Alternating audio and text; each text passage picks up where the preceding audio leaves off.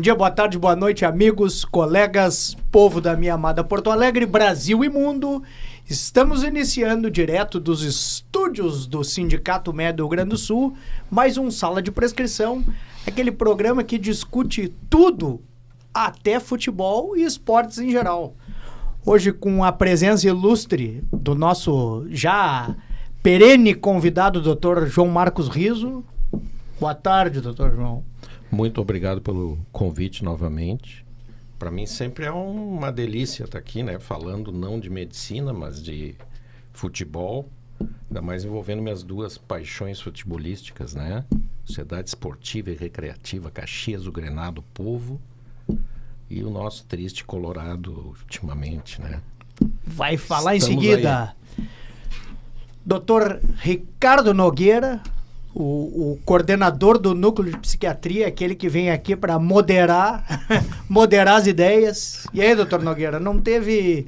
Tá sem rodada, a coisa ficou diferente, né? É domingo sem futebol. Só eu tive rodada. Sim, o Caxias jogou lá com o Floresta, né? Dor e sofrimento. Foi 0-0, né? 0-0. Eu até, tu sabe que eu me preparo para vir aqui, né? Eu ouvi lá os comentaristas, né, que parece que o Caxias andou relaxando agora nas últimas partidas. Não, nas últimas tudo bem, mas essa aqui foi um aspecto de... Ele ativou o sistema medroso para jogar contra o Floresta. Né? Então, a síndrome do vira-lata, né? Ele se, como diriam os antigos gaúchos, né, se acadelou frente ao Floresta, que deveria ser... Eu acho que o Floresta é o que vai apanhar de todos nesse quadrangular, e o Caxias deveria ter ganhado. Na verdade, tem que fazer 10 pontos, né, para passar para a Série B. 10 pontos te garante a passagem, né? Não te garante ficar em primeiro e decidir a Série C, mas te garante que todos até hoje, até desde 2020, que tem esse formato, que fizeram 10 pontos, passaram para a Série B. Então, seriam... teoricamente, 3 vitórias em casa e um empate fora. O empate fora já foi, né? O time mais terrível que a gente tem na chave é o Londrina. O Londrina vai subir, né? É o melhor time que tem aí. E o outro a ser batido, né?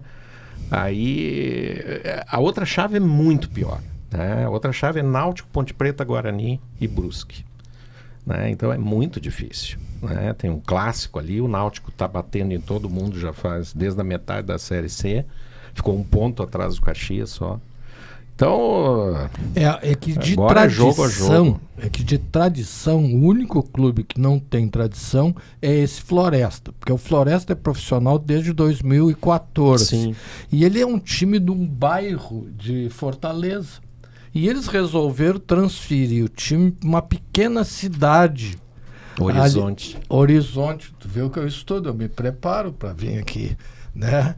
E eu achei interessante isso, né? Deve ser um time de empresário. Sim, tipo a coisa, maioria né? é. O São Bernardo já é quase uma SAF, né? E quer muito ir para a Série B. É um time que o Caxias pode bater. Eu acho que o único ali que é o grande adversário do Caxias é o Londrina. Só que ele não pode jogar como jogou. Sim, mas os outros clubes são de tradição, né? A Ponte Preta... Mas esses estão no outro lado. Eu sei, mas eu digo que de todos eles que chegaram lá no final, nas finais, são clubes de tradição no futebol brasileiro. A Ponte Preta, junto com o Rio Grande, são os clubes mais antigos do país. O Náutico Capiberibe, né? Vermelho e a branco outra também. chave, essa chave chamada C, que é a do Náutico, Ponte Preta, Guarani e Brusque, são os que caíram o ano passado. E vão subir. Quer dizer, vai subir 1, né? Quer dizer, 2 daquela chave. Né? E eu acho que é Náutico e Ponte Preta. Sobe 2 de cada... 2 de cada chave. São e os 13, 2 sobe primeiros fazem a final. 4 caras. São 4 que sobem para a Série B. E, pessoal, a gente tem que dar espaço para o nosso convidado ilustre. Eu que tanto vi ele na televisão apresentando Estúdio 36, não era isso? Bah.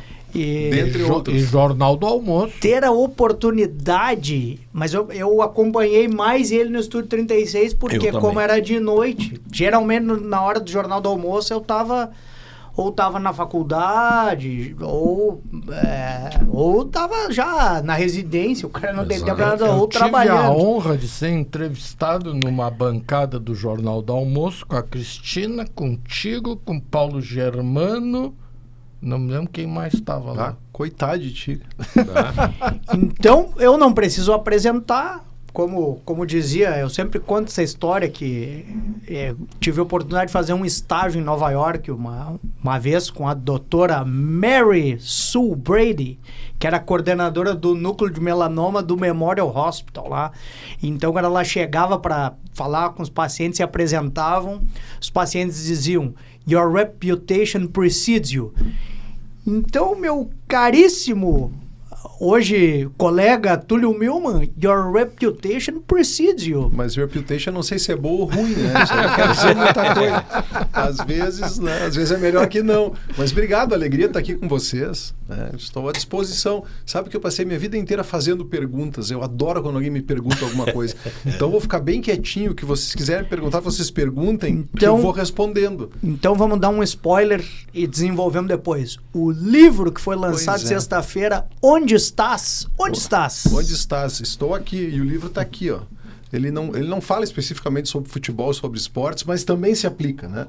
Na medida em que eu, lidando com inteligência artificial, eu deparei com a IA por acaso, numa pesquisa de internet, ainda no modo beta. Estavam lançando o ChatGPT e eu achei lá uma versão teste e comecei a brincar. E desde então venho usando. Um dia eu me dei conta, trabalhando com a IA, que eu estava investindo toda a minha energia pensando na pergunta e não na resposta. A resposta virou commodity. O importante hoje é saber perguntar, e é mais difícil do que parece. Exatamente. Então, a partir dessa tese, eu escrevi esse livro, que é uma espécie de grande reportagem sobre a pergunta que começa na Bíblia e vai até a inteligência artificial. Onde estás é a primeira pergunta da Bíblia, que aparece na Bíblia. Se você achar que vale a pena, eu até posso falar um pouquinho sobre isso. Claro! Porque é interessante. Então, no livro de Gênesis, Deus pergunta a Adão logo depois do pecado original. Adão e Eva cometem o pecado original e se escondem. E Deus pergunta a Adão: onde estás? E aí tem uma série de questionamentos. Eu conversei sobre isso com o Doug James Spengler, conversei com o rabino Yossi Lieber, eu fui pesquisar a fundo. Se Deus é onisciente, Deus sabia onde Adão estava. Por que perguntar para Adão onde ele está, se Deus sabe a resposta? E aí que entra a beleza da pergunta. A pergunta é um presente para Adão, é um presente de Deus para o homem, que é um convite à autorreflexão. Deus sabia onde Adão estava, ele queria que Adão refletisse sobre onde ele estava naquele momento. Então, a partir dessa explicação do título, eu escrevo o livro. E eu contei essa história para IA, para o ChatGPT, como eu contei para vocês. Certo. E aí eu perguntei o seguinte: eu não sou Deus, mas quero perguntar para ti, inteligência artificial, onde estás? Cara, veio uma resposta, está no livro, linda, poético, filosófica. Eu estou na latência entre o conhecimento. Eu fiquei lendo aquilo e disse: meu Deus do céu, que loucura. E a Jaqueline, minha esposa, estava do meu lado ali. Eu disse: amada, tu tá com a tua IA aberta? Tô. Então, escreve só assim: onde estás? Sem o contexto. Ela fez a mesma pergunta que eu fiz sem o contexto. Onde estás? Resposta: estou aqui, como posso ajudar? Então, o X da questão hoje em dia... Como perguntar. Como perguntar. A resposta é uma consequência direta, tu pode chamar de prompt, de input, de pergunta, de instrução. Se a gente conseguir dizer exatamente o que a gente quer, o que a gente não quer, dar o contexto, a gente vai ter a resposta. Então o livro fala sobre isso. Mas eu acho, pelo que tu me falou, que me passou assim, é que a pergunta é um approach, né? É uma forma de como fazer tu te aproximar de mim. Né? Eu te dou... Porque, na verdade, a pergunta é uma bolinha picando. Hein, Túlio? O que tu acha? Me ajuda aqui. Pode ser isso também. Pode ser. Né? A pergunta pode ser, por exemplo, uma demonstração, inclusive, de hostilidade. Eu me lembro, uma vez eu estava entrevistando o Vargas Llosa, que já faleceu, o prêmio Nobel, no Fronteiras do Pensamento. E ele começou com uma tese que começou a me incomodar. Porque ele falava assim: por que a boa literatura? Porque só a boa literatura, la buena literatura... E aquilo começou a me incomodar porque comecei a perceber que havia um entendimento de uma literatura um pouco segmentada, elitista, superior, como se qualquer manifestação que não fosse elevada não fosse boa literatura. E aquilo começou a me irritar e daqui a pouco eu perguntei assim, desculpe, o que é a boa literatura? Boa literatura. Foi uma demonstração quase de hostilidade. Ele parou e aí deu uma resposta genial. Ele disse, a boa literatura é aquela que responde e fala de um jeito que só a literatura conseguiria fazer. Foi a resposta dele. E aí me demoliu. Mas então a pergunta ela pode ser um quebra-gelo, ela pode ser um presente para o outro, ela pode ser um brete. Por exemplo, isso acontece muito em vendas, né? O que você prefere? Esse aqui que custa 50 milhões ou um outro que só custa 20? Desde o começo eu sei que eu vou vender o de 20, mas eu apresento uma alternativa absurda para que aquela que também é absurda pareça viável. Vou te dar um exemplo. Então tu tem mil usos da pergunta. Vou te dar um exemplo técnico de psiquiatra. Por exemplo, para quem trabalha com etilista. Você bebe, se tu perguntar assim, tu pode correr o risco de dizer água. Né? Ou a pessoa dizer não. Agora, se tu perguntar assim, o que tu gosta mais de beber? Isso. aí não tem erro. Então, tu queres o Nescau quente ou frio? Então, isso é uma maneira de tu sabe que tu vai dar o Nescau para a criança. Então, a opção dela não é não tomar o Nescau. Então, isso me parece aquele tipo de pergunta, né? Que a resposta, às vezes, pouco importa, né? Mas ela induz ao perguntado tomar uma atitude que já foi determinada. Ou quando é aquela negativa, tu não quer tal coisa, né? Sim. Aí o cara já é quase uma afirmação. Mas é muito interessante isso, Túlio. Baita sacada, né? O que é a primeira pergunta bíblica. Onde estás? Mas isso me lembra também no Jardim das Oliveiras, quando Cristo diz, onde é que estás, meu pai? Sim. Mas daí já é Novo Testamento. Sim. Já se passou pois é. Já foi boi com as cordas. A questão de Deus, sabe que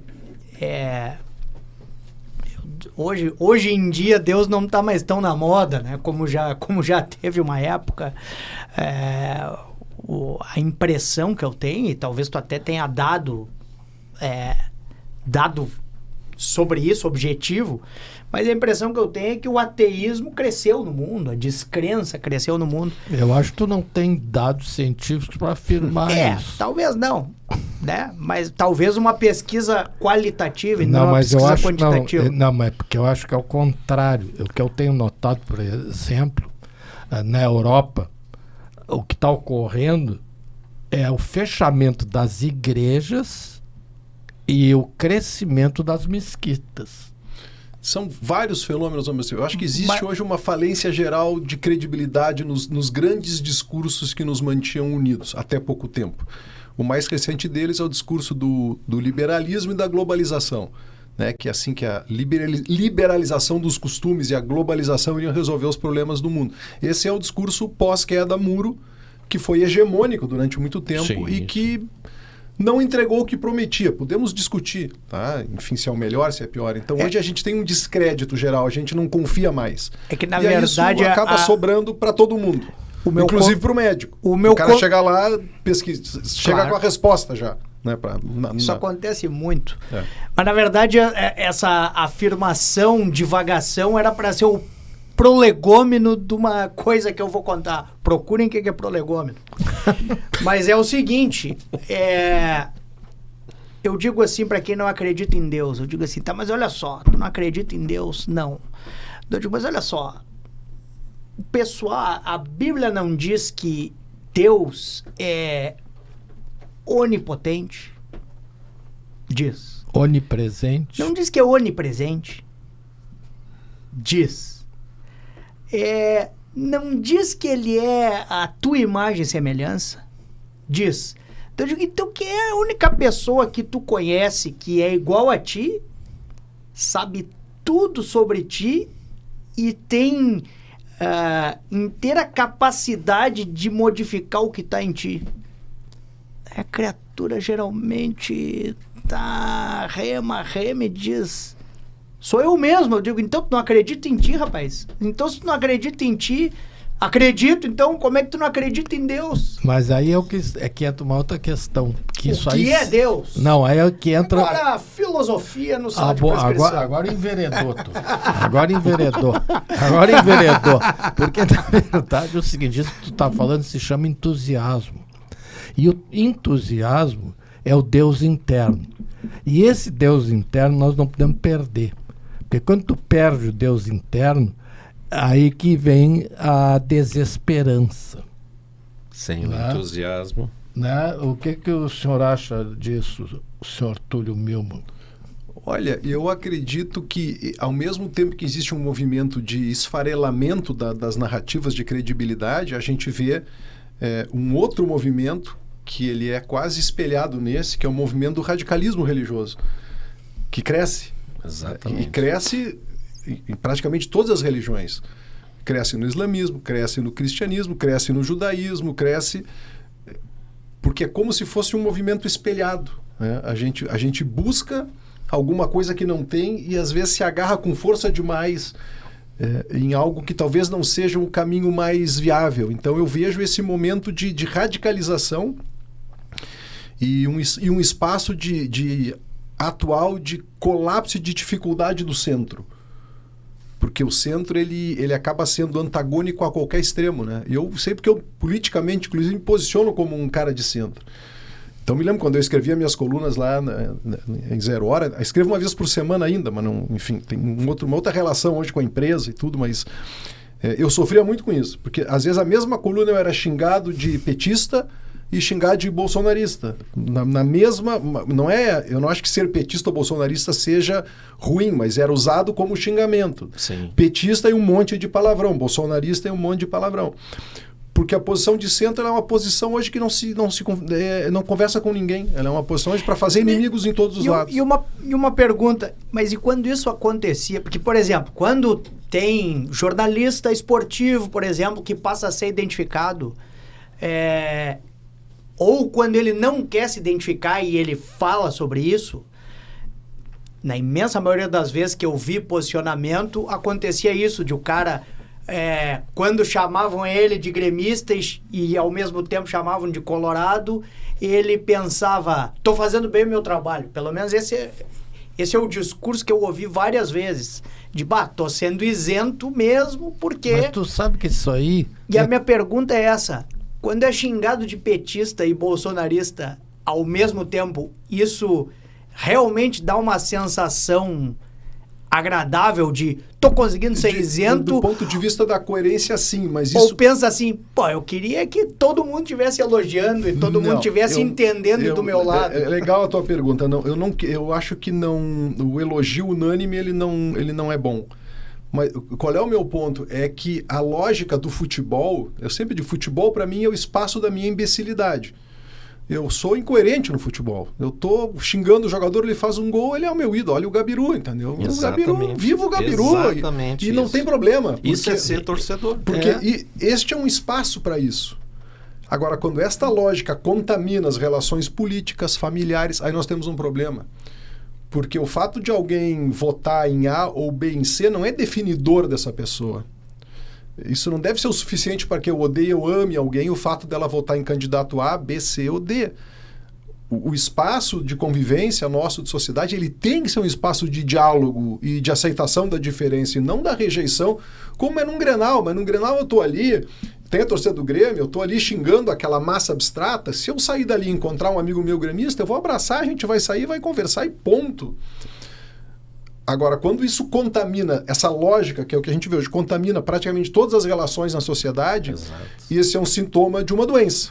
Não pode ser assim. E, inclusive familiares, né? Totais. Grupos de família, quem nunca? E tu vê como as coisas se quem perdem. nunca odiou uma tia no grupo de WhatsApp? Mas claro, né, cara? Mas Quem aí nunca foi por odiado? alguns outros motivos que não políticos, né? A gente Mas também, odeia as época de tias. eleição. Não, mas época de eleição, pau come. Eu fui muito mais odiado, mas eu quero manter esse nosso pensamento crítico aqui, esse nosso brainstorm coletivo, porque, por exemplo, se fez o paralelo com o futebol e principalmente com a dupla Grenal, e eu acho isso muito interessante.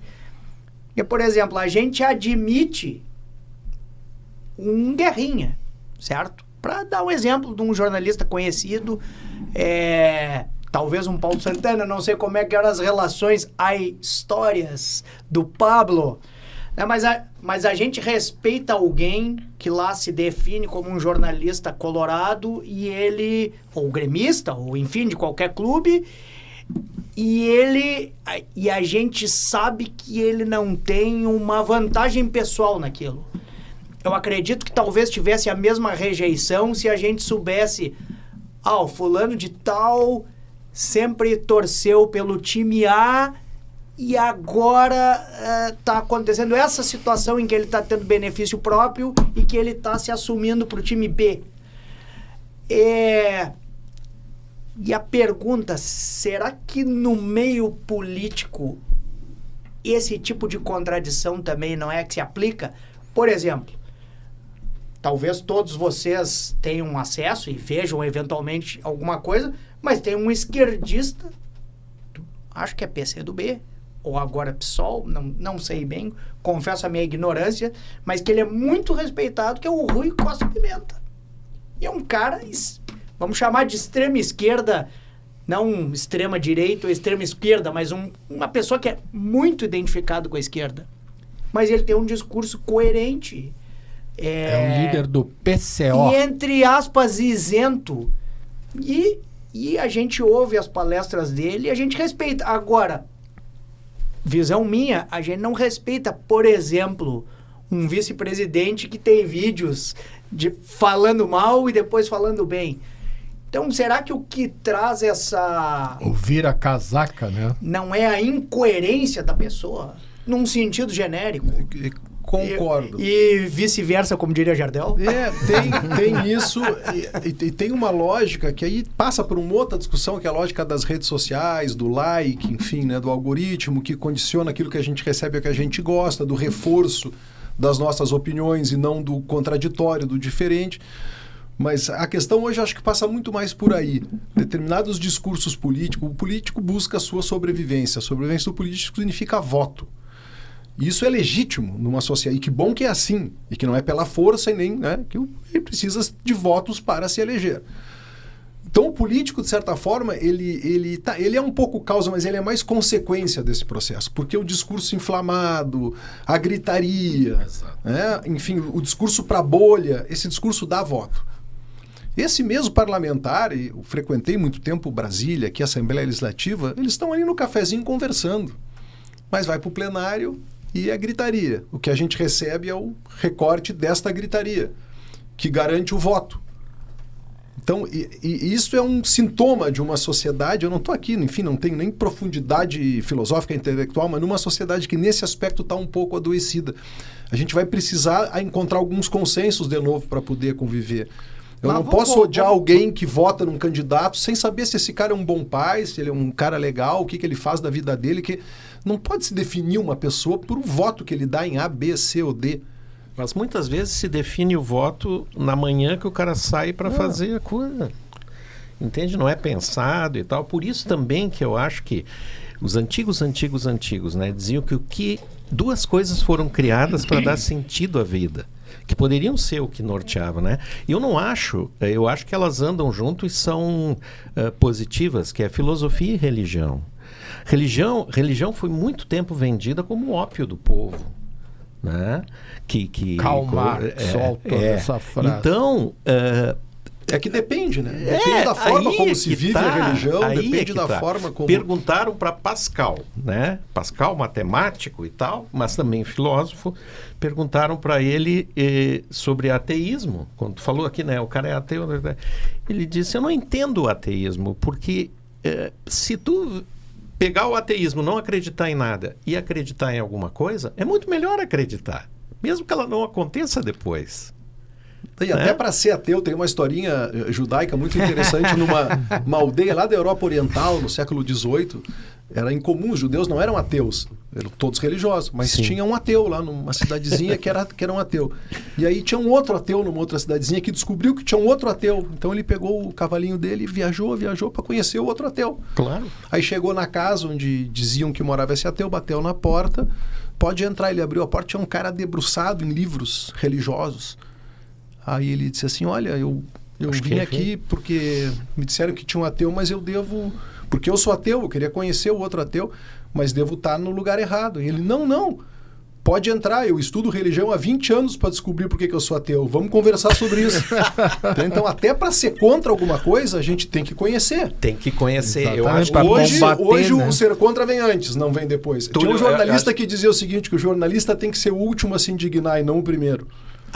Exato. E hoje em dia, e não é só no jornalismo, a gente vê hoje a indignação como a primeira reação imediata, antes de tentar entender, eu já não gosto, já não quero, já não, Sim, já é lixo, já é porcaria, nem pensa sobre já é petralha, já é bolsominion, já não sei, eu nem sei o que é. Mas não tem uma história, antigamente, que o que dá ibope, no caso, é ser contra. Por exemplo, o notícia boa, isso não dá ibope. O que dá é notícia ruim. Mas esse é um modelo já, acredito, em certa parte superado. Já. Mas havia porque isso, cansou. Mas havia, Não, né? havia, ainda há. Né? Ainda há. É que as notícias ruins, essas que dão repercussão. Não, hoje o que a gente vê nas redes sociais, os mais procurados são os polêmicos. Né? Mas tu te lembra aquela história dos jornais que se apertar... Espremia e saía sangue. Espremia e saía sangue. Tu lembra que tinha aqueles jornais sensacionalistas, né?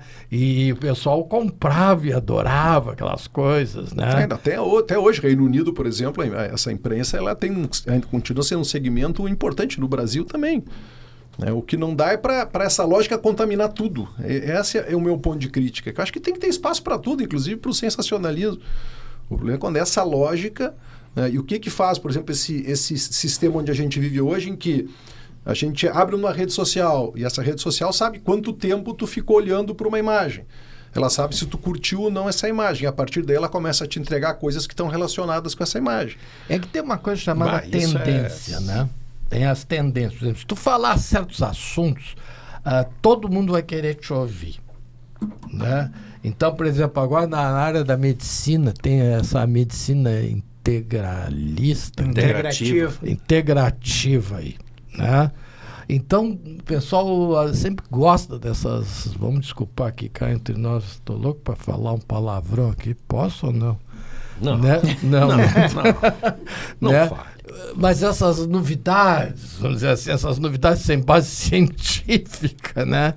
E o pessoal adora essas coisas. Doutor, desculpe, a gente está precisando de uma boia para se agarrar. Ou com uma base científica duvidosa. Tudo aquilo que, quem sabe não é isso, e a gente fica procurando uma boia para se agarrar. E essas coisas se vendem assim. E antigamente era religião e filosofia, bem antigamente. Né, que eram trabalhadas nesse sentido. Por exemplo, o senhor falou assim, mas não tem um estudo que diga quantos são ateus hoje, né? Mas é muito difícil, porque tu não sabe se a pessoa está dizendo... Ela nem sabe o que é ser ateu. Eu estou lendo um autor, recomendação do Dom James Spengler. Ele me recomendou um livrinho chamado A Sociedade do Cansaço. É de um coreano. sul-coreano. Shu Han, que é espetacular, é um livrinho desse tamanho. Resumo. A gente saiu de uma sociedade que ele dá um nome lá, né? Enfim, um nome complexo, que era uma sociedade em que nós nos protegíamos. Nós nos vacinávamos, nós construíamos muros, era tudo na base do que tu não pode e do que tu pode. E quando tu fazia aquilo que era permitido, tu era recompensado. Quando tu fazia aquilo que não pode, tu era punido. E isso era alguma coisa externa. E por ser externo, limitado. A gente trocou essa lógica por uma lógica que aumenta a nossa produtividade, que é a lógica do desempenho. Então, hoje, se a gente olhar para a publicidade, você pode, você merece mais, saia dessa zona de conforto. Virou. É sempre a pressão. Você é um campeão. Você é um campeão, além dos seus limites. Esses dias estava vendo uma propaganda no US Open, do Alcaraz. Parado ninguém consegue nada. Mas por que parado? Por que eu tenho que estar me mexendo o tempo inteiro? Por que eu tenho que sair da minha zona de conforto, que eu levei 58 anos para conquistar? Eu não quero sair da minha zona de conforto. Conquistei isso mesmo. Aí, de repente, tudo que eu sei, que eu aprendi nos meus anos de terapia, lá no divã...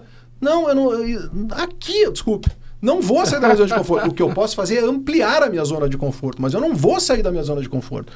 Então, isso explica um pouquinho a eles assim, esta sociedade atual, ela produz fracassados e deprimidos. Exatamente. Porque tu nunca chega, cara. Tu sempre é mais. Melhore a cada dia, aprenda a cada dia algo novo, faça... Cara, deu, chega, que eu quero descer. Ninguém aguenta. É o seguinte, temos que ser campeões. em qualquer coisa, por exemplo, uma maratona, são 10 mil correndo, agora até mais. Só vai ser um lá. Seja jovem, seja saudável, seja inteligente, seja o mais interessante da sala, seja o mais não sei o quê. Mas tem um outro viés aí também, que é a sociedade do espetáculo. Quem escreveu primeiramente sobre isso foi o Chambord, em 1950. O Vargas Llosa tem um livro sobre isso também, sobre a sociedade do espetáculo. Mas Mário, se eu não me pergunta que Mário, vou dizer o Vargas Llosa. Ele também fala sobre negócio. O seguinte, se tu não fizer um espetáculo, botar ali um card, né, para te chamar atenção, tu precisa dar um espetáculo, tem que ter um showzinho, tem que ter um... Fala mais sobre isso, tu. Não, mas é exatamente isso. A disputa hoje está pela atenção das pessoas. A gente disputa a atenção. A gente vive uma overdose de estímulos sensoriais, de desempenho, de perfeição. Tu tem que ser um bom pai. Aí tu vai numa palestra, o cara chega lá e diz assim, por que tu tem que fazer isso? Tem que fazer. Aí tu sai, meu Deus do céu. Tô fazendo tudo errado. Aí aqui eu digo, vocês não leram o livro esse do Churran? Aí você já fica, poxa, eu devia ter lido esse livro, eu não li esse livro. Como é que eu nem conhecia esse livro? Como é que eu não conheço esse livro? Cara, azar, entendeu? A gente tem uma capacidade limitada de energia, de capacidade, de talento para ser bom em algumas coisas e orgulhosamente ser uma catástrofe em outras. Não, e é o seguinte... Não dá, sabe? A gente está enlouquecendo. Sim. Não, e vocês aqui devem estar gostando disso, né? Assim, para psiquiatra tá uma maravilha. Melhor dos tempos. Mas o pior de Só que vocês estão enlouquecendo junto, tá? Exatamente. Não, mas o pior de tudo, sabe qual é o pior de tudo? Que tu tem que ser campeão em tudo, tu tem que ser o melhor, tem que chegar primeiro, tem que ser exemplar e ainda tem que ser bom de cama, quer dizer... Até isso, muita exigência. Até isso, pressão do desempenho. Mas vocês acham que a chamada de atenção é um fenômeno moderno ou sempre foi assim? Por que da pergunta? Se vocês forem ver um filme chamado The Network, acho que é Rede de Intrigas, que foi dos primeiros filmes da Feidano, é de 76, ali o filme já aborda uma questão de mídia sensacionalista e da busca do que é sui generis para divulgar. Então, será que esse não é um fenômeno humano? Eu acho que esse é um mecanismo, atemporal? É um mecanismo biológico. No livro eu falo sobre isso. Chama-se a pergunta primordial. A pergunta primordial é a seguinte, é uma musiquinha de fundo que está sempre tocando na nossa cabeça, que é: isto me ameaça ou não me ameaça? Isso é o que garante a nossa sobrevivência. Antes de pegar um copo, eu me faço uma série de perguntas num átimo. Está quente, está frio, vai me queimar, não vai me queimar? Está quebrado, não está quebrado? Então, quando eu me sinto seguro, eu vou e pego o copo. Para atravessar uma rua, para abrir uma porta, para subir uma escada, para conversar com alguém, a gente está o tempo inteiro fazendo essa pergunta. Essa é a pergunta primordial. O problema é quando a gente descobriu isso e passa-se a exagerar nisso. Então, eu estava esses dias pela Nilo Peçanha, uma avenida de Porto Alegre, aí colocaram ali naquela plataforma, e se alguém que é a favor de mídia sou eu aqui, tá? Então não é crítica à mídia. Naquela plataforma que atravessa na frente da Anchieta, tem agora um sinal luminoso, lindo, cara, lindo. Dos dois lados. E eu vinha com o meu carro e fiz assim, ó, olhei para cima, que coisa linda. Quando eu virei, quando eu baixei a cabeça, o carro na minha frente tinha parado. Eu quase bati no carro da minha frente. Porque alguém está disputando a minha atenção, inclusive no trânsito. Isso é em tudo que é lugar. Se a gente olhar aqui onde a gente está agora, que é pouca coisa, né? Mas aqui ainda tem ali sala de prescrição, tem o meu livro em cima mas são raros os ambientes hoje. E tem a Cacau Papelzinho me mostrando os minutos. Aqui nesse espaço Simers tem uma ditadora, sabe? Tem. A ditadora do tempo. Mas não é só aqui. Né? A produção é o verdadeiro poder oculto em todas as produções de televisão. Ainda bem que são eles que mandam. Ainda bem. Mas, e pegando este gancho, doutor Nogueira, ainda mais em período de que a neurociência, né, e os neurotransmissores estão tão em voga, em alta, eu sempre me fiz uma pergunta, porque eu, estudando a biografia dos grandes cientistas da humanidade, grandes pensadores da humanidade, um Copérnico, enfim, tantos deles, principalmente lá da Idade Média, eram extremamente religiosos, que a gente que a gente conversou, o Isaac Newton, eu pensava... Santo Agostinho. Mas como é que tem essa... O Darwin também era. O Darwin. E aí, então, eu sempre me questionei o que parecia ser uma incoerência. E a minha conclusão, depois de muito pensar, foi que, provavelmente, essa nossa parte que eu chamo de esotérica, mas vocês nominem como quiserem, o imponderável, pensar no imponderável, provavelmente, imagino, teoria minha, talvez até já tenham escrito sobre isso e seja minha ignorância, provavelmente estimula uma área cerebral que deve trazer alguma coisa em termos de neurotransmissor e que provavelmente potencializa as outras faculdades. O que o senhor acha? O que está por trás de tudo isso é a questão da sexualidade.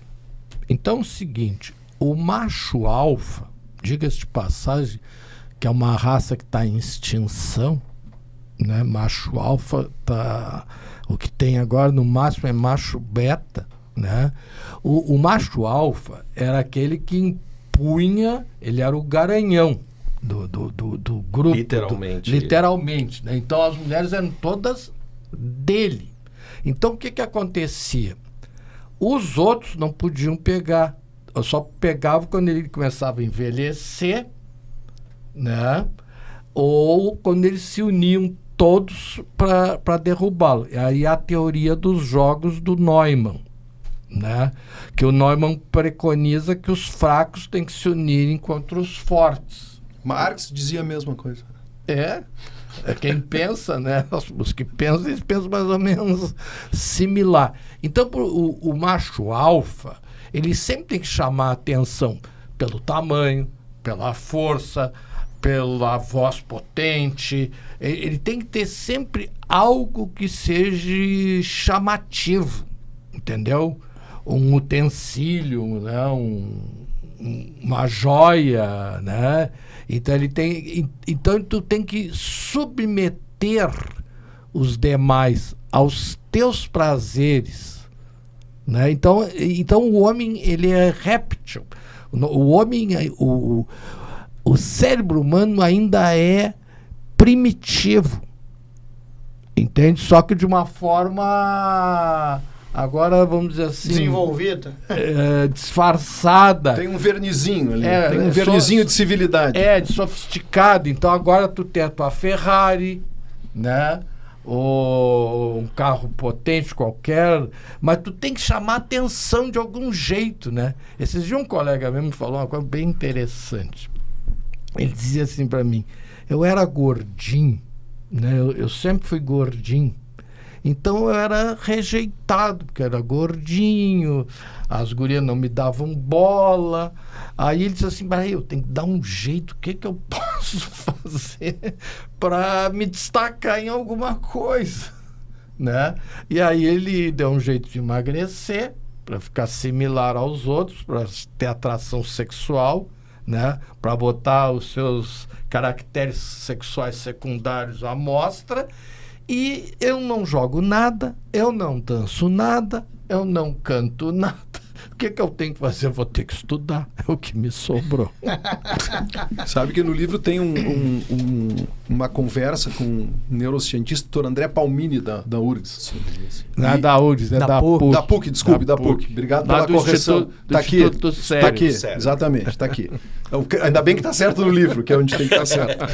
E ele me indicou um trabalho publicado, se eu não me engano, nos Países Baixos, na Holanda, que chega a uma conclusão muito simples, mas muito surpreendente, de que a curiosidade ativa no cérebro uma área parecida com a ativada quando a gente sente dor. Então é por isso que a gente está vendo um seriado e ele deixa um gancho muito bem feito. Eu tenho que ver o próximo, porque eu não vou conseguir dormir se eu não descobrir o que vai acontecer.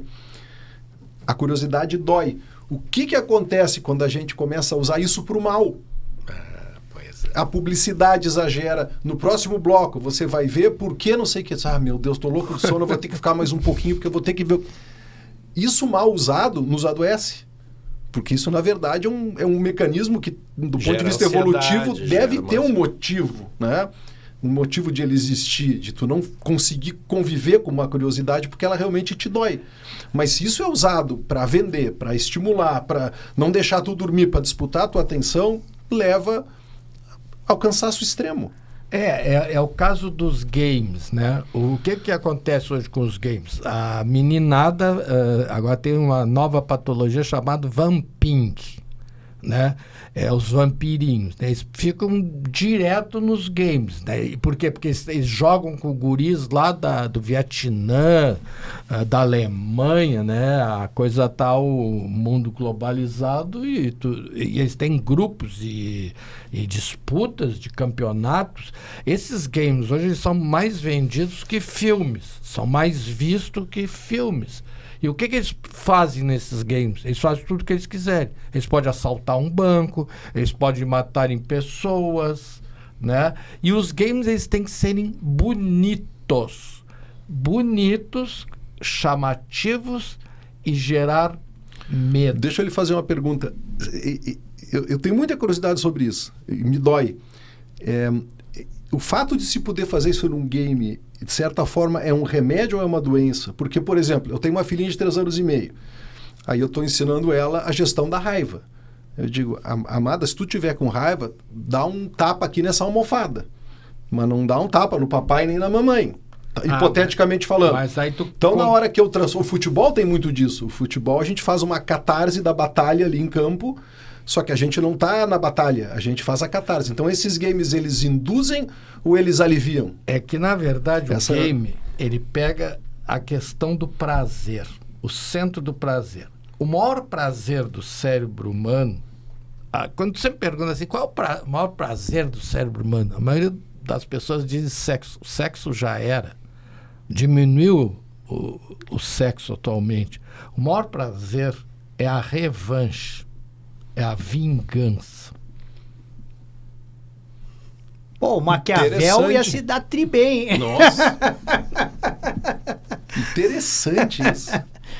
Pessoal, o programa é de esporte. Mas esporte é vingança. Também. Claro. Até hoje eu quero a cabeça dos corintianos por 2005. Exatamente. Mas eu quero saber o seguinte, o nosso entrevistado, até onde eu sei, foi um jogador de vôlei diferenciado. Diferenciado em relação aqui aos em relação aos outros. Uma catástrofe. Os muito ruins não, mas eu sei que eu joguei vôlei, passou das quadras escolares. Eu pratiquei praticamente todos os esportes que tu podes imaginar, eu pratiquei. Eu fiz atletismo, eu joguei handebol, eu joguei basquete, eu joguei vôlei, eu fiz corrida, corri maratona, ultramaratona, joguei tênis, hoje em dia pratico golfe, nadei, ou que prova que eu não fiz nada direito, né? Porque o cara que procura tanto é porque não achou. Mas sempre me diverti muito. Experimentou. Mas, pelo que eu sei, o vôlei foi um destaque. Joguei, eu jogava no Colégio Farroupilha e cheguei a treinar, joguei na seleção da PUC e cheguei a treinar no União. Eu me lembro que eu era uma categoria abaixo do Paulão, que foi medalha de ouro. Eu ficava depois para ver ele treinando. Mas eu nunca cheguei a jogar.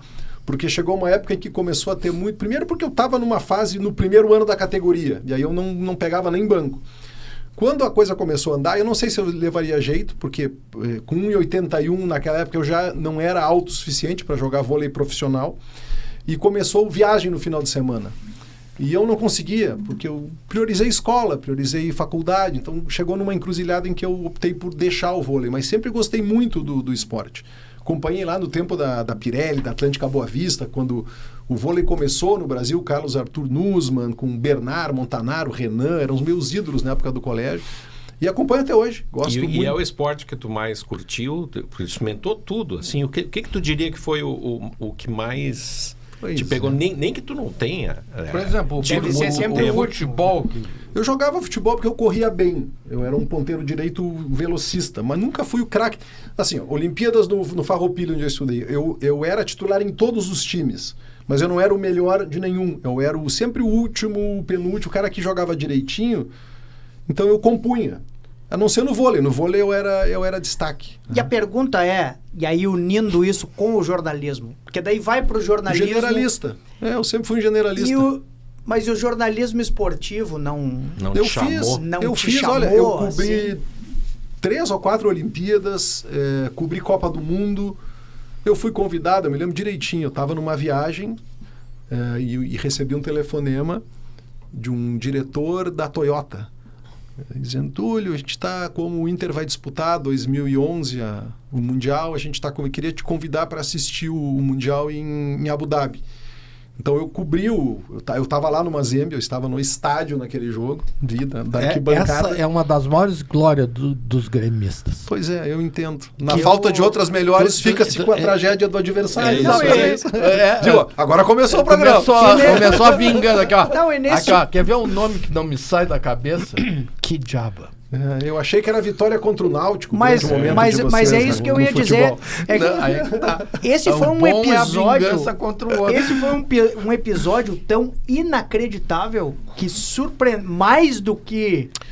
Mas surpreendeu. Com licença, eu preciso falar sobre isso. Agora vocês foi provocado. Aqui, ó, não é tão surpreendente assim. Primeiro, nós estávamos jogando contra o campeão africano. É um bom time de futebol. Eu acho que tem algumas coisas aí complexas nesse episódio. Talvez o nome do time seja um pouco engraçado, Mazembe, né? Talvez pelo fato de ser africano. Mas eram os caras... Mas houve um despreparo. Olha que aconteceu o seguinte. Eu estava na arquibancada, eu estava muito perto do campo.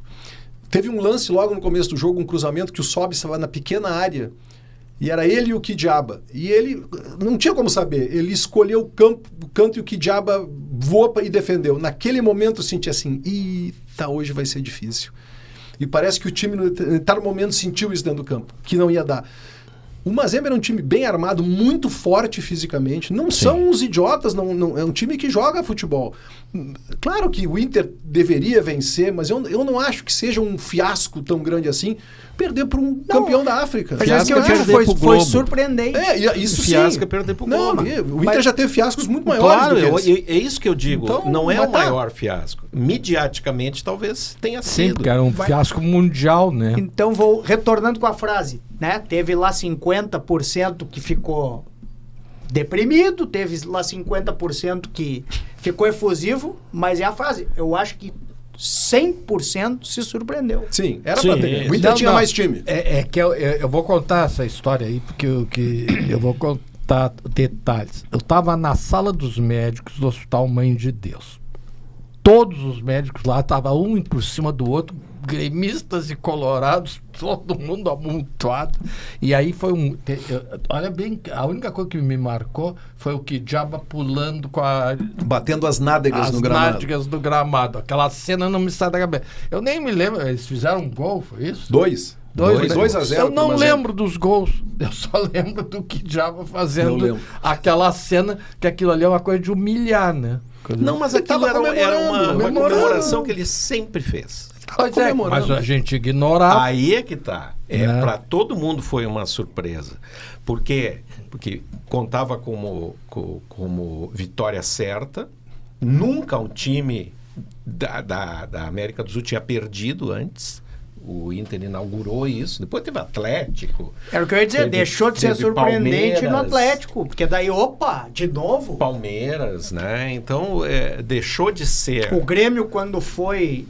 há não tanto tempo atrás, contra o quase Real Madrid, que não consegue. Não, antes do Real Madrid, o gol do Cebolinha foi no fim da partida, uma ganha de 1-0. Então, ali que a gente começou a ver que ali mundial, deixou de ser tão surpreendente. Esse Mundial, o Inter foi o Mazembe do Barcelona. Meio, talvez. Aí é que tá, a banca paga e recebe, né? Eu sempre digo que esse momento, para mim, do fim do jogo, Inter e Barcelona, foi o momento mais feliz da minha vida. Eu não tenho dúvida disso. O Gabiru não sai da tua... Por quê? As pessoas sabem, mas o nascimento de um filho... Eu tenho 3 filhas. O nascimento de um filho... se ao mesmo tempo é uma alegria gigante, vem junto com uma série de inseguranças, medos, preocupações. Tu tem a mãe que está ali numa situação de fragilidade, tu tem a criança que tu sabe, então tu tem os teus medos, especialmente o primeiro filho, as tuas inseguranças. Assim, do ponto de vista de intensidade, é um sentimento muito mais complexo. Até posso dizer que é muito mais bonito, porque é um sentimento complexo e gigantesco, mas de alegria, porque ali não tinha mais nada para dar errado. Acabou o jogo, campeão do mundo. Então, aqui é o momento mais feliz da minha vida. Ser maior, né? Estava escrito lá. Pode só contar uma historinha rápida, que eu não sei quando a gente está... Eu queria contar um pouquinho, ver aqui, por que eu sou colorado.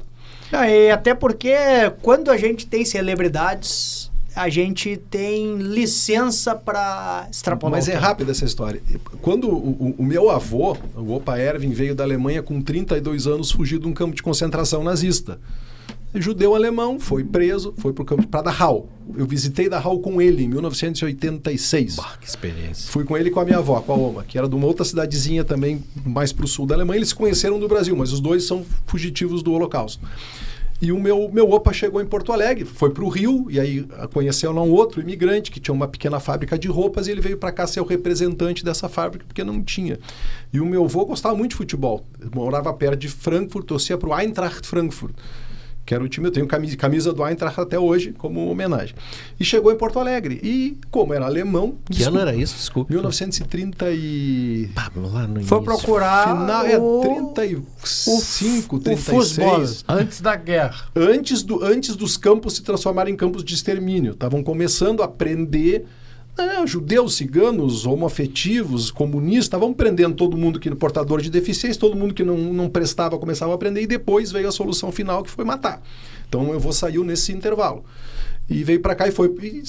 tem um time de alemães aqui, que é o Grêmio. Né? E aí, quando chegou lá, descobriu que não era muito bem-vindo, né? Por ser judeu.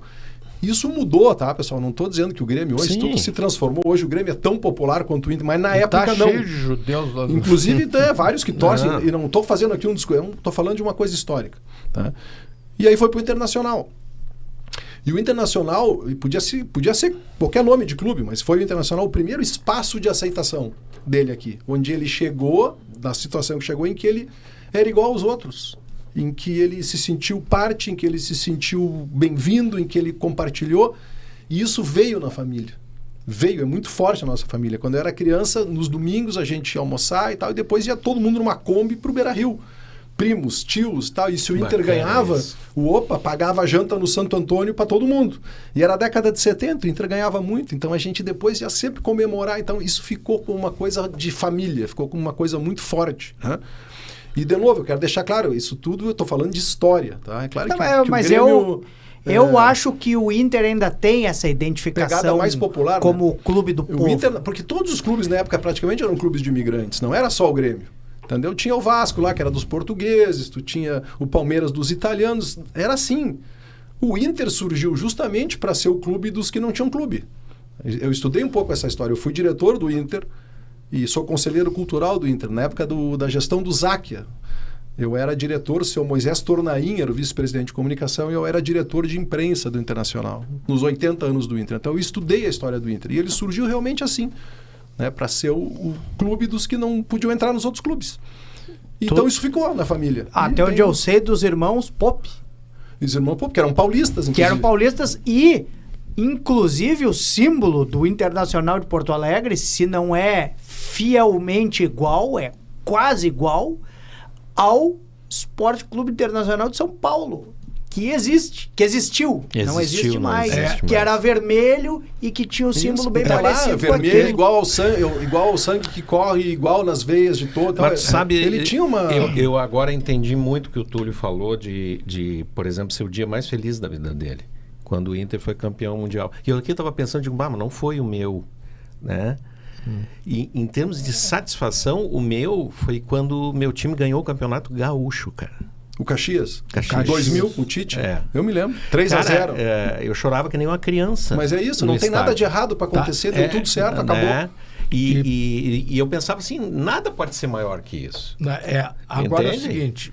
É o seguinte... E é uma coisa que é difícil explicar. Porque daí vem toda a história, cara. Eu sentado atrás do meu tio, Francisco Stedley, vendo ele assinar... Tu é parente da Franca, não? Sim, isso é minha prima. A Franca é minha grande amiga, a Franca e o Bruce. Sim, sim. Aí, assinando a construção... A primeira reunião de formação do Ser Caxias, né, que nós saímos da Associação Caxias de Futebol para voltar a ser o Flamengo, aí se decidiu montar o Ser Caxias. Então, quando tu tem uma vitória expressiva, vem tudo isso. Certamente veio claro, teu a família, avô, o pai, a mãe, o tio, veio me arrepio pensar nisso, porque não é só aquela vitória, não é só aquele título. Não é só futebol. Não é só bem mais futebol. Por exemplo, a minha maior alegria no futebol, eu tenho duas. O Mazembe Não, a primeira... A Batalha dos Aflitos. A primeira foi em 1970, que eu tinha 14 anos de idade, a vitória e a festa em Pelotas. E me chama a atenção uma coisa que eu jamais esqueci, que o povo levantava o Fuca do Padre Farina. E o padre queria sair com o Fuca e ligava, e o povo segurava, assim... sabe? Loucurada. O povo louco, assim. Eu nunca vi uma festa do Brasil. O Tri de 70. Foi a maior festa, assim, que eu considero. E a outra, A Noite que Não Terminou, que é 25 de abril de 1985, a vitória do Grêmio Esportivo Brasil sobre o grande Flamengo de Zico lá no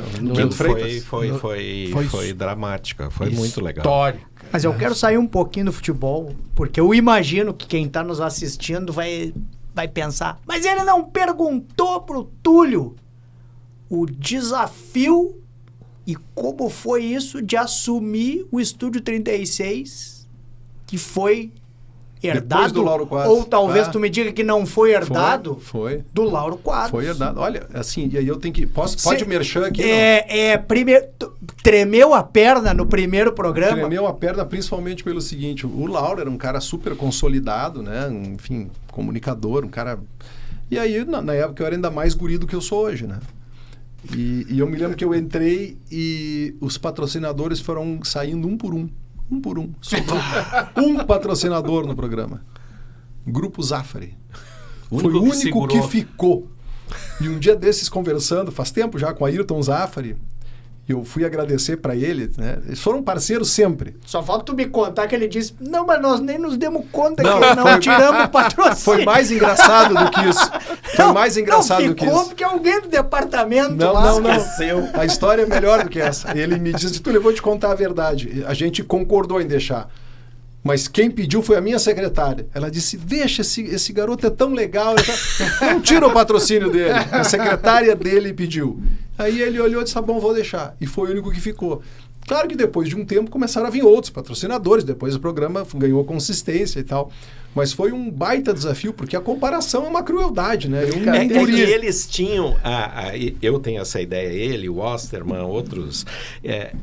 eles incorporavam, o programa era eles, né?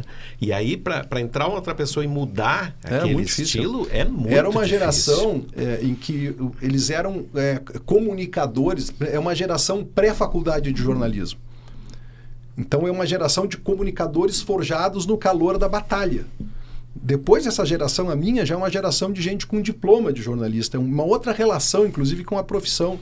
Tem uma coisa mais técnica, tem uma coisa mais... Mas tu... Não personalizar demais, né? Mas tu teve um diferencial, e eu acredito que tu tenha sido pioneiro, pelo menos dentro do meu conhecimento, dentro do que eu vi, que eu só tinha visto no Jô Soares, que era entrevistado estrangeiro ser entrevistado na língua original.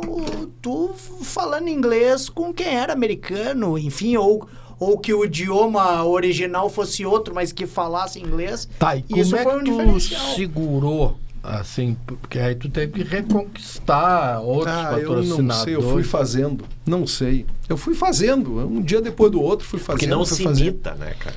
Não dá. A pior coisa seria tentar imitar. Eu devo ter errado. Os meus chefes tiveram paciência comigo e eu fui pegando o ritmo e as pessoas vão acostumando, né? Depois de um tempo, as pessoas vão acostumam. Aceitando, né? Vão aceitando. Pior a entrevista, pior. Uma das mais complicadas que eu fiz foi com o embaixador do Irã.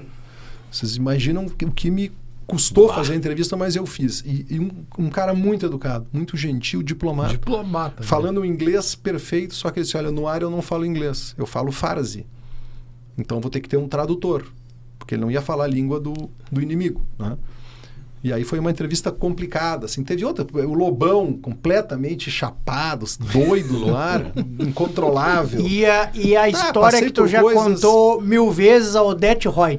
A Odete Reutemann, Beatriz Segal. Agora tá passando a novela de novo, eu tô falando da original. A Beatriz Segal era incomparável. A Beatriz Segal foi dar entrevista lá no Estúdio 36 e eu tinha, com o tempo tu desenvolve uma certa... Tem alguns temas que tu tem que... Por exemplo, a Luana Piovani tinha acabado de brigar com o Rodrigo Santoro, quando ela foi dar entrevista. Eu disse, Luana, eu vou tocar nesse assunto. Não sei, tá, então tu combina antes, quando é tema muito delicado.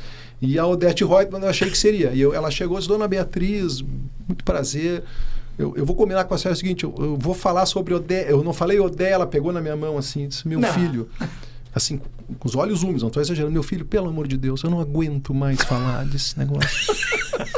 Fala sobre qualquer assunto, sabe, a novela já acabou há 20 anos. Aí eu disse, Dona Beatriz, vamos combinar o seguinte, a senhora nunca veio no meu programa, eu vou lhe fazer uma pergunta, a senhora responde rapidinho e eu mudo de assunto. Se eu não lhe perguntar, eu não vou conseguir sair na rua amanhã. O Zafari cai fora. E ela foi uma querida. Eu perguntei, ela respondeu, tá. Então essas coisas a gente combinava antes, né? A Dercy Gonçalves saiu de bengala atrás de mim para me bater de bengala por uma coisa que eu falei antes da entrevista começar. E era ao vivo, coisa que hoje eu não sei se eu faria. Que é muito arriscado. Hoje tu dizer uma coisa fora de contexto, alguém vai lá, faz um corte, acabou tua vida. Vou fazer aquelas perguntas clichê, mas que eu acho que é impossível a gente fugir. Já que teve essas são as piores. Já que teve a pergunta clichê da Beatriz Segal ou Odete Reutemann. Entrevista que tu tem mais orgulho, entrevista que traz mais arrependimento, e se existe coluna que tu tem mais orgulho, e se tem alguma coluna que tu... aquilo não devia ter escrevido, devia ter mudado o tema. Uma coluna que não devia ter escrito pelo título dela. E eu não me dei conta, não foi maldade. Eu fiz uma coluna sobre a aposentadoria dos coronéis da brigada, que na época se aposentavam muito jovens. E não por culpa deles, legislação. E eu fiz uma coluna criticando isso. E coloquei como título Boi na Sombra.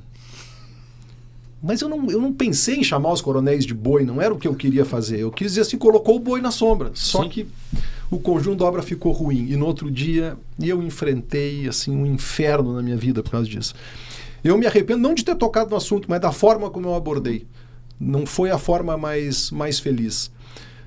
Entrevista memorável. Uma coluna que eu me orgulho de ter feito, e que depois até inspirou alguns candidatos a fazerem textos parecidos na televisão, mas eu escrevi, era uma coluna justamente externando a minha posição política, de cidadão. Sento. Aí eu dizia assim, no começo da radicalização, eu disse, olha, se defender a felicidade, a solidariedade, a ser de esquerda, eu sou de esquerda. Se defender a livre iniciativa, a liberdade de empreender, a ser de direita, eu sou de direita. E eu fiz uma coluna inteira com essas aparentes contradições, dizendo assim, então eu sou de direita, então eu sou de esquerda, então eu sou de direita. Essa é uma coluna que eu me orgulho de ter escrito. Entrevista memorável, olha, tem tantas. Eu entrevistei meu Zido, eu entrevistei o Guga, na época que eu jogava tênis, ele era o número 1 do mundo. Mas qual que te bate agora, assim, que tu diz, pô, essa foi... Que vem no improviso, se tem alguma que diz, pá, aquela. Pois que eu imagino que seja difícil, porque... São dezenas de cada milhares. Cada uma é o que a gente falou, é um filho que tu bota no mundo. Mas acho que os ídolos, né, bate mais. Talvez uma das mais difíceis tenha sido não na televisão, foi no Fronteiras do Pensamento, Richard Dawkins, que é um filósofo evolucionista, um pitbull antirreligioso, um cara agressivo, às vezes até meio asqueroso, um cara difícil. E eu fui entrevistá-lo no Araújo Viana com 3.000 pessoas, morrendo de medo de apanhar do cara. Morrendo de medo, porque ele é um cara talhado. Ele era, na época, um dos 10 pensadores mais influentes do mundo e tal. E eu consegui sobreviver àquela entrevista. Eu não fui capacho, mas eu fui respeitoso com ele. No sentido de fazer perguntas e deixar ele falar e não querer afirmar as minhas verdades. Tem uma furadeira aí. Falei do Richard Dawkins, viu? Isso é um sinal. Aliás, ele estava saindo do Brasil, isso foi que ele é antirreligioso, e ele estava saindo do Brasil quando foi entrar no avião, tropeçou, bateu a cabeça. E teve que voltar, o que eu digo assim, Deus é brasileiro. Mas o negócio dos ídolos, e eu não imagino que possa ter acontecido com o Túlio, entrevistar os ídolos às vezes é negativo. Às vezes tu descobre que aquele ídolo é muito diferente de uma maneira negativa daquilo que tu imaginou. Inclusive, entrevistei aqui no outro programa, Plantão do Rock, não percam. O Jacques Baciel, do vocalista do Rosa Tatuada. E o Rosa Tatuada tem uma música que se chama Diamante Interestelar. Que é uma música que eu, particularmente, é a que eu mais gosto. Mas é uma letra que, ao fim e ao cabo, ela não fala de nada, mas ela, pelo jeito como ela é escrita, um jogo de palavras ali e principalmente de ideias, as pessoas podem... É como um quadro abstrato. Cada um vai dar a sua interpretação. Né? E então, ele contando que estava num hotel do interior e que a recepcionista disse: pá, eu gosto muito dessa música, o Diamante Interestelar. Tu tava muito inspirado, essa música me emociona. Tu te lembra o que tu tava pensando na hora que tu escreveu a letra? E ele disse: pá, olha, eu vou ser sincero, e eu posso falar isso porque ele falou no microfone. Eu tomei 2 garrafas de vinho e eu nem me lembro como essa letra saiu, e ele viu a cara de decepção, assim. Então ele disse: às vezes é melhor não conhecer seu ídolo. Mas e deixar ele na idolatria. Mas tem uma história muito, muito parecida com essa, similar, quase igual, do Caetano Veloso. Teve um ano aqui em Porto Alegre que botaram uma música do Caetano que era um sucesso, né? E era a interpretação de texto, não sei se era vestibular da URGS, uma coisa assim. E foi uma polêmica na correção desse texto. Os professores de cursinho quase se mataram a pau por causa daquilo. E qual a saída? Liga pro Caetano e pergunta o que ele estava querendo dizer.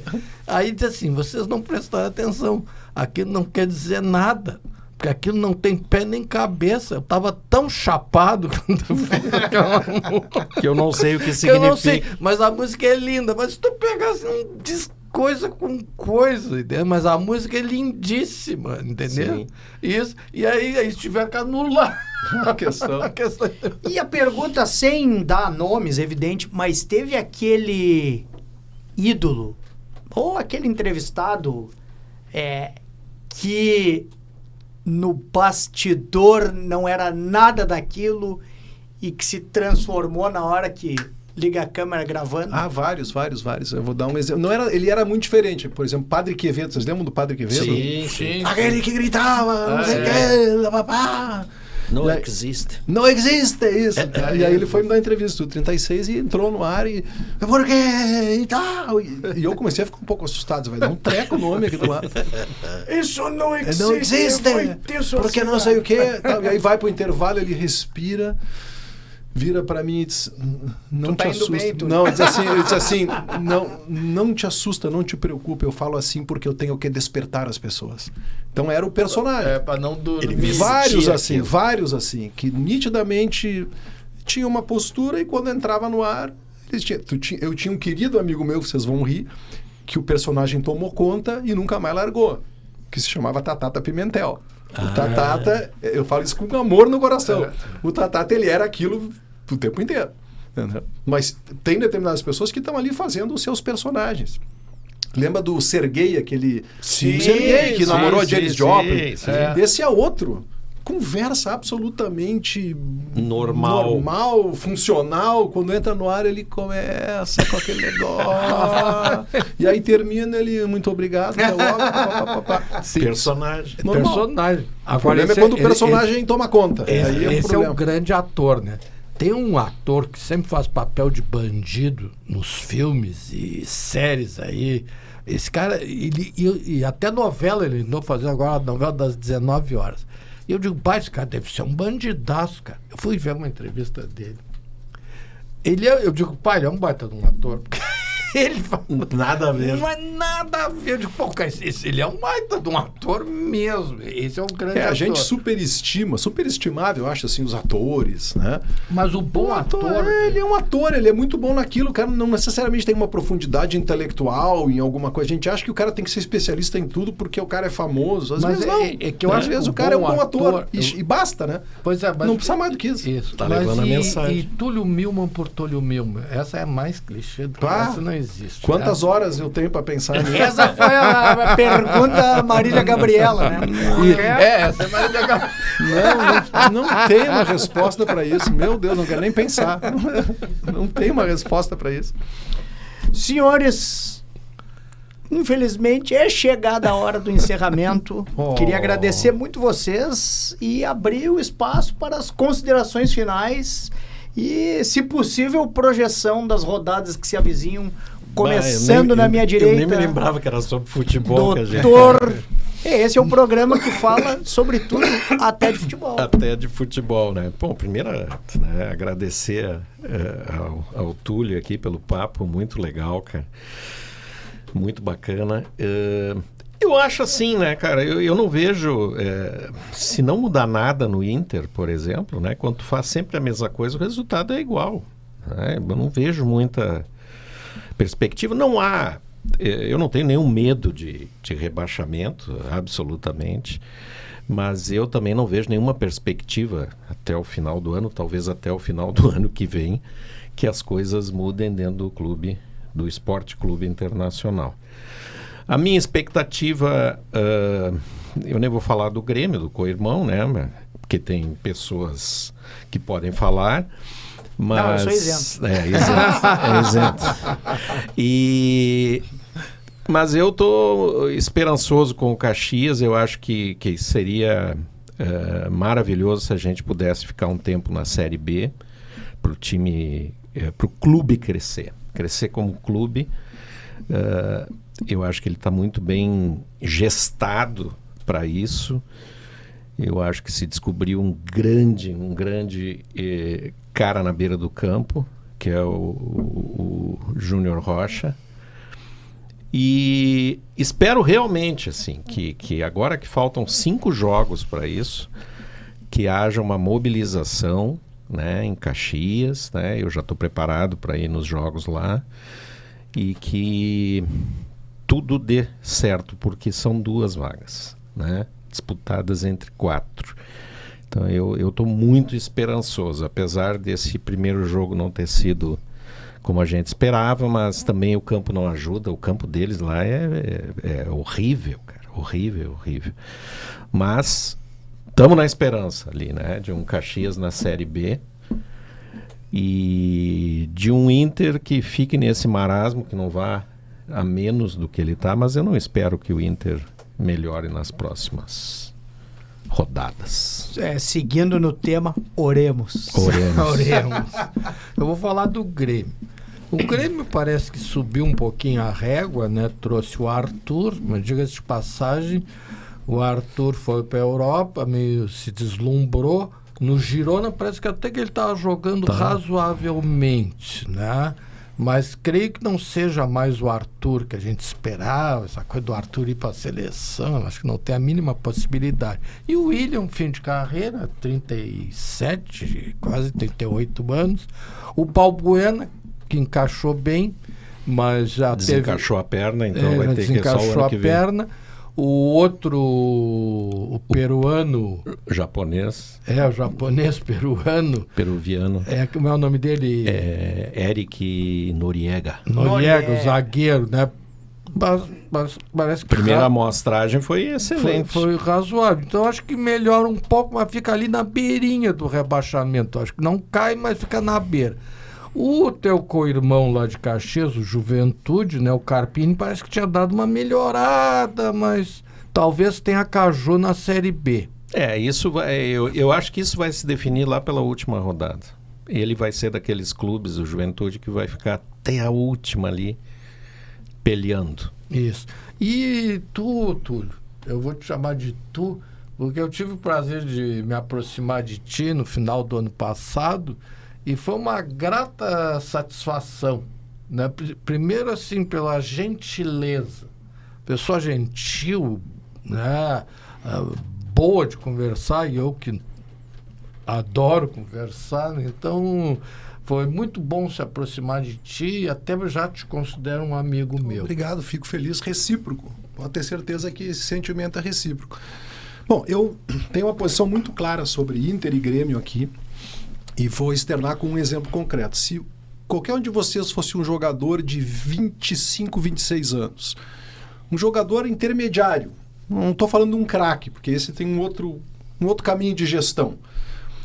Onde é que vocês gostariam de jogar? Europa? Champions League? Premier League? La Liga? Bom, não deu. Onde é que vocês iriam? Segundo mercado? Espanha. Talvez Espanha, Turquia, ficariam ali na Rússia, na beirada da Europa ali, né? Na Europa, na periferia da Europa. Não deu. Bom, vamos para os Estados Unidos, que está pagando bem. Não deu. Vamos para a Arábia Saudita, jogar lá com... Não deu. Vamos para a China. Não deu. Vamos para o Brasil. Aí onde é que vocês vão jogar no Brasil? No Flamengo. Claro. No Palmeiras. São Paulo. No São Paulo. Eu adoro Porto Alegre, todos nós escolhemos morar aqui, eu tenho um baita orgulho de ser gaúcho. Agora, não adianta ter dinheiro. Os nossos clubes precisam se reinventar para que voltem a ser atrativos para esses jogadores que têm condições de escolher e que muitas vezes não escolhem jogar em Porto Alegre. Quem é que a gente consegue trazer? O jogador de risco. Um William com 37 anos que pode quebrar daqui a pouco, um Fernando, que aconteceu isso. Um baita jogador, mas que quebrou, porque está numa idade em que isso tem muito mais chance de acontecer.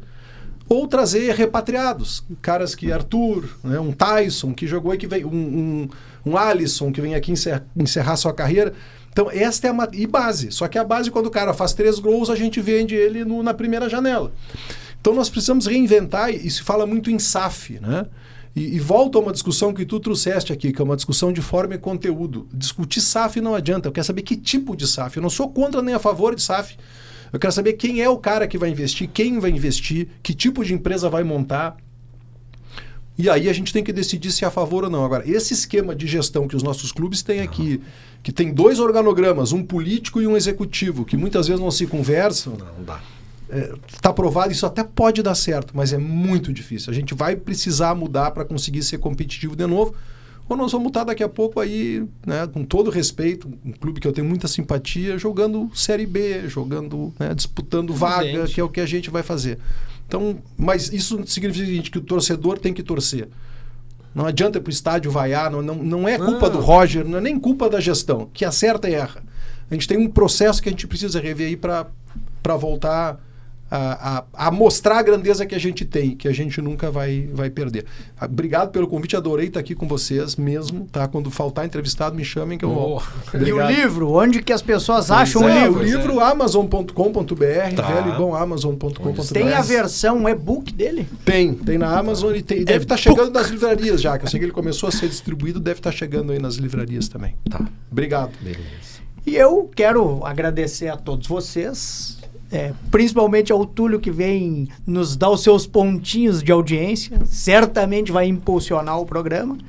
Mas, como eu sempre encerro, quero agradecer principalmente você, que nos dá a oportunidade de entrar um pouco na sua vida, enquanto está fazendo as mais diversas atividades, e que nos proporciona demonstrar um pouco mais essa programação que é tão calorosa, ricamente planejada pela nossa comunicação e marketing. E aproveito e passo as mãos do nosso entrevistado a lembrancinha do sindicato. Legal. Né, num oferecimento Simers também ela é singela, mas ela é feita com muito carinho. Muito obrigado. Obrigado. Então não posso deixar de exaltar a nossa coordenadora master, a Milena, e o nosso presidente do sindicato, que nos proporciona estar aqui toda semana, Dr. Marcelo Matias. Então, um beijo no coração, uma ótima semana, e voltamos na semana que vem com mais um Sala de Prescrição.